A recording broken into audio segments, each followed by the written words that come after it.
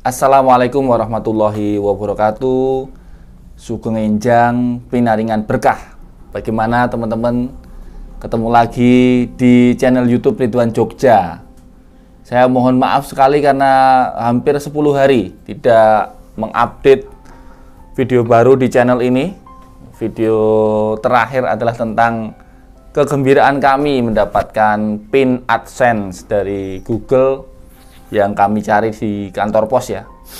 Dan kami mohon maaf karena kemarin ada kesibukan, kami harus keliling ke beberapa kota untuk berziarah ke makam-makam para habaib dan wali, dan beberapa berkunjung ke kiai-kiai sepuh, tentu saja untuk meminta nasihat, untuk meminta doa, untuk bersilaturahmi agar ya kita semua menjadi semakin lebih baik ke depan, terutama ini menghadapi tahun baru 2022 nanti. Nah, tema kali ini berkaitan dengan tahun baru teman-teman, yakni bagaimana intelijen menghadapi akhir tahun.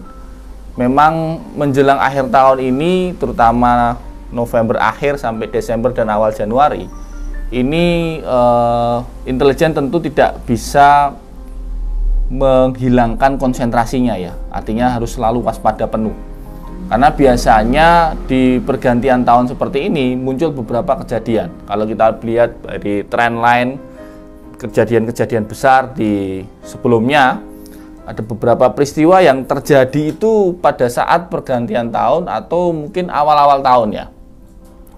Misalnya kita ingat bagaimana dulu kewaspadaan intelijen menangkal teror di tahun 2015.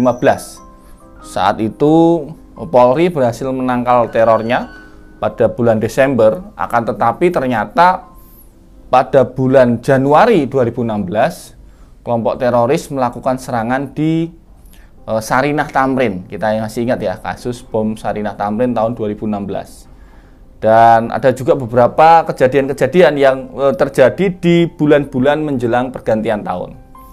Ya, karena itu tentu saja kita mengingatkan kepada masyarakat agar senantiasa berhati-hati dan waspada. Apalagi teman-teman, ini sudah ada varian baru virus COVID dari Afrika Selatan, namanya Omicron. Ini satu varian virus yang kita baca cukup serem ya teman-teman ya, karena dia bermutasi dari virus varian sebelumnya. Dan katanya menurut berita yang kami baca dari rilis WHO, varian corona Omicron ini dia jauh lebih cepat penularannya daripada varian Delta. Dan juga dia bisa dalam tanda petik mengakali vaksin teman-teman. Jadi vaksin itu seolah-olah tidak berdampak bagi varian ini. Ya, karena itu kita tentu juga berharap pemerintah, terutama pemerintah pusat ya, yang mempunyai kewenangan untuk menghentikan penerbangan dari luar negeri, kita berharap agar segera ditutup ini penerbangan dari Afrika Selatan atau connecting flight dari Afrika Selatan yang mungkin ke beberapa negara lain. Ini yang saya kira moga-moga pihak Kementerian Kesehatan, Kementerian Luar Negeri, barangkali juga dari Pak Luhut sebagai salah satu koordinator penanganan COVID, untuk segera mengambil sikap, karena kalau kita baca ini cukup keresahannya sudah mulai muncul teman-teman. Dan di beberapa negara lain juga sudah langsung ditutup penerbangan dari Afrika Selatan, tidak boleh masuk ke dalam negaranya. Nah, terlepas dari itu tentu kewaspadaan individu kita masing-masing harus kita perkuat. Ya, kemarin terus terang saja ini kami pengalaman ya, cerita sedikit ketika kami keliling ke Yogyakarta, ke Semarang, ke Kudus, ke Surabaya, ke Mojokerto, dan di beberapa wilayah yang lain, itu kita melihat protokol kesehatan sudah sangat kendor teman-teman. Sudah sangat kendor, bahkan mayoritas teman-teman, mohon maaf nih ya, sudah tidak lagi memperdulikan masker. Masker ini sudah lepas ya, terutama di area-area publik ya. Ini beberapa kami lihat sudah nggak lagi pakai masker, sudah merasa bahwa Indonesia sudah aman, sehingga kemudian protokol maskernya lupa. Nah, ini saya mengingatkan, semoga siapapun yang menonton video ini moga-moga bermanfaat dan terhenyak bahwa ternyata ada varian baru. Saya nggak nakut-nakuti, tapi beritanya sudah kenceng terdengar. WHO sudah menyatakan ini sebagai varian yang berbahaya. Jadi mari kembali kepada protokol awal ya. Kita selalu gunakan masker jika bepergian keluar rumah, bertemu dengan orang-orang yang tidak dikenal, bertemu dengan orang lain yang tidak kita ketahui riwayat pasti kesehatannya.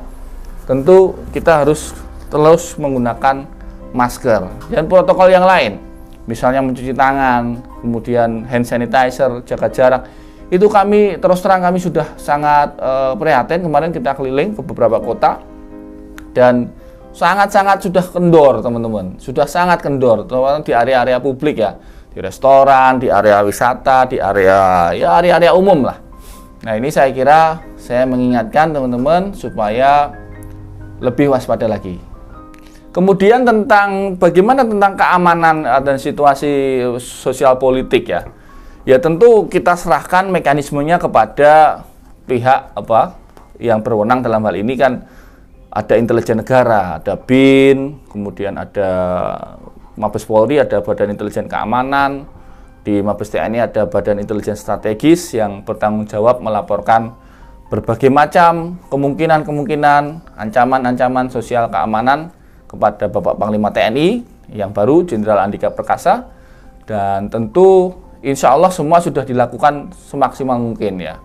Kita tahu kemarin ada ribut-ribut ya, kira-kira 2 minggu yang lalu, penangkapan beberapa orang yang kemudian kebetulan orang-orang yang ditangkap ini ada yang mempunyai jabatan di MUI, tetapi kemudian kita salut ya dengan sikap resmi dari Majelis Ulama Indonesia yang langsung menonaktifkan yang bersangkutan, dan MUI juga memberikan pernyataan sikap untuk secara jelas dan lugas mendukung penegak hukum dalam melakukan penegakan undang-undang, terutama dalam hal ini Undang-Undang 5 tahun 2018 tentang terorisme. Jadi upaya pencegahan terhadap tindakan teror sudah berjalan, masih berjalan. Kita hormati Densus 88 dan Polri yang terus bekerja keras untuk menjamin keamanan dan kenyamanan kita hidup di masyarakat. Kemudian untuk masalah sosial politik saya kira relatif kita menghadapi beberapa kemungkinan kerumunan ya. Yang pertama adalah kerumunan reuni 212 yang direncanakan pada tanggal 2 Desember. Ini ya mohon maaf lah, saya sebagai anggota masyarakat biasa berharap semua pihak bijak lah dalam menyikapi reuni ini, karena ini masih pandemi dan ada varian baru. Bagaimana jika misalnya reuni ini diubah menjadi reuni online, kan bisa juga dengan Zoom, kemudian nanti bisa diikuti bahkan oleh seluruh Indonesia, bahkan oleh seluruh dunia, karena masih pandemi. Kemudian kita juga bersyukur dengan adanya sikap dari Panitia Muktamar PBNU yang karena mendekati Natal, maka kemungkinan besar muktamar ini tidak diadakan pada saat libur panjang. Nah, kita belum tahu apakah maju menjadi sebelumnya ataukah mundur menjadi di bulan Januari. Sampai hari ini belum ada keputusan.